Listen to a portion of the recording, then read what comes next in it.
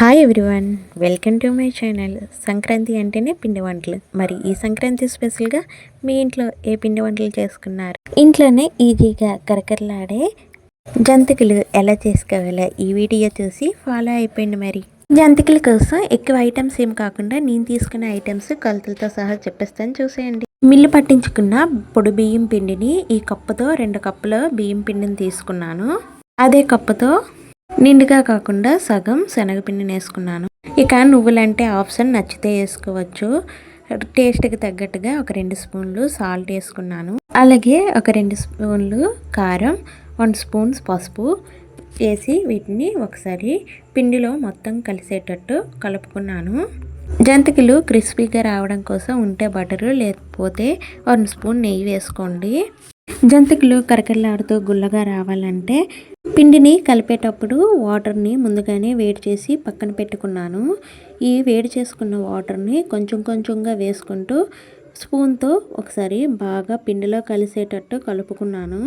కొంతమంది ఈ వాటర్ ప్లేస్లో మరుగుతున్న నూనెను కూడా వేసుకుంటారు. కరకరలాడుతూ క్రిస్పీగా రావటం కోసం నచ్చితే నూనె కూడా వేసుకోవచ్చు, లేదంటే ఇలా వాటర్ని బాయిల్ చేసి వేసుకోండి.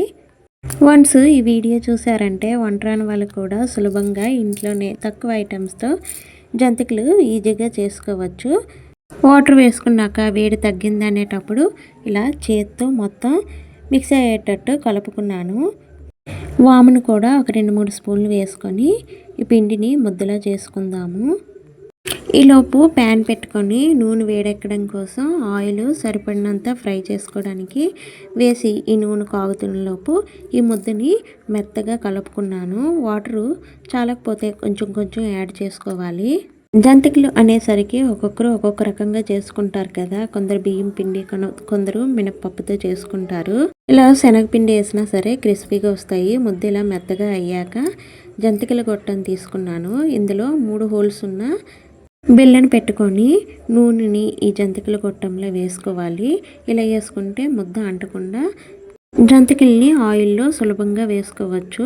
ఇలా రెండిటికి ఆయిల్ స్ప్రెడ్ చేసుకున్నాను. ముందుగా కలిపి పెట్టుకున్నాం కదా జంతికల ముద్దను, ఇందులో నుంచి కొంచెం కొంచెంగా తీసుకుంటూ జంతికల గొట్టంలో పెట్టుకున్నాను. డైరెక్ట్గా ఆయిల్లో ఫ్రై చేయడం రాదు అనేవాళ్ళు ఇలా ఒక టిష్యూ తీసుకొని టిష్యూ పైన జంతికల్లా ఒత్తుకోవాలి.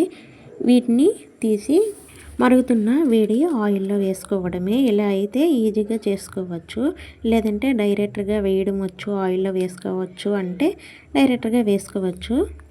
ఫస్ట్ టైం ట్రై చేసే వాళ్ళకైతే ఇలా చేసుకుంటే ఈజీగా చేసుకోగలరు. ఇలా జంతికల్లా వేసుకొని 2 సైడ్లు గోల్డెన్ బ్రౌన్ వచ్చే వరకు తిప్పుకుంటూ ఫ్రై చేసుకోవాలి.